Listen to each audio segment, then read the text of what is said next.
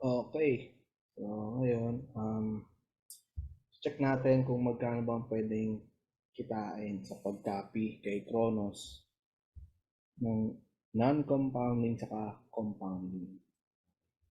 So, itong data na to, itong monthly profitability niya, kinopy natin yan, nilagay natin dito sa Excel. Ayan. So, itong part na to, ito yung non-compounding. Tapos itong part naman na to, ito yung compounding. Okay, so simulan natin dito sa non-compounding. So non-compounding, ito yung kada profit dun sa capital mo, sinesecure mo na. Okay. So ito yung mas safer way to invest or to copy trade. Okay. So ito yung capital, pwede kang mag-capital ng 100, 300, 500 o kahit magkano. Basta ang minimum is 100. So ito yung monthly profitability niya. Tapos dito rin sa data natin na to na nabawas na yung trader's fee na 25%.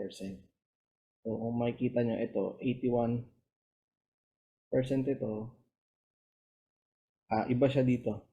Diba dito? At 118 kasi dito siya. Kasi itong 118 kasama na dito yung kinita niya dito sa trader's fee na 25%. So nadagdag na dito yan.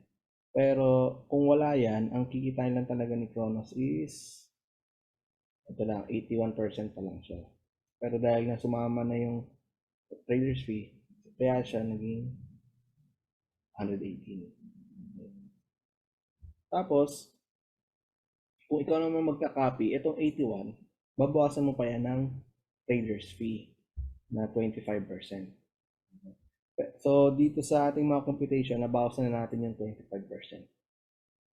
So, kung titignan natin dito sa 100, dapat, di ba, ang 5% ng 100 is $5. Pero dahil nga nabawasan natin yung 25%, ng trader's fee, $3.81 na lang. So, ito yung sample, no? Pag non-compounding, kunwari, sinesecure mo yung profits, kada may profit siya. Sa $100, kung nag-start ka mag-copy simula nung umpisa, yung $100 mo, kumita na ng $61. Okay.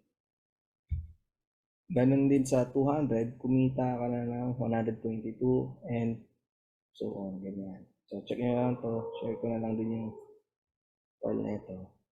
So, ganyan. Okay. So, sa compounding naman, hindi tayo tumingin ng tayo dito. Sa compounding naman, yung profits mula dun sa capital mo, idadagdag mo ulit dun sa capital mo. Hindi mo siya i-secure. Parang pang idadagdag mo siya, no? Para mas lumaki yung potential na kitain ng capital mo. Yung initial capital mo na 100. Okay, so let's say, nag-capital ka ng 100.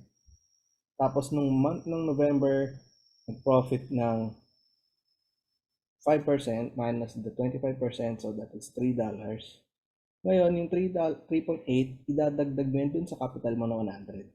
So, ang capital mo na ngayon is 103.81. Okay. So, yung 103.81,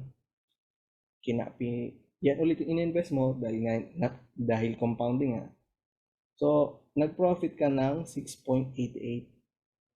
Tapos, itong 6.88, idadagdag mo ulit dun sa capital mo.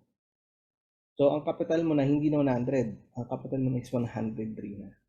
So, ganyan yan, no? Para siyang snowball effect, palaki ng palaki. So, ang ending niyan, kung sakali na nag-copy ka, simula umpisa hanggang noong August, meron ka ng $80. So, ang difference niya, kunwari, compounding versus non-compounding, sa $20 din. Malaki lang din. Nasa 25% yung dinagdag. So, ganun din dito. Check nyo na lang din itong file. I-share ko na lang din dito. Yeah. So, Ayun lang.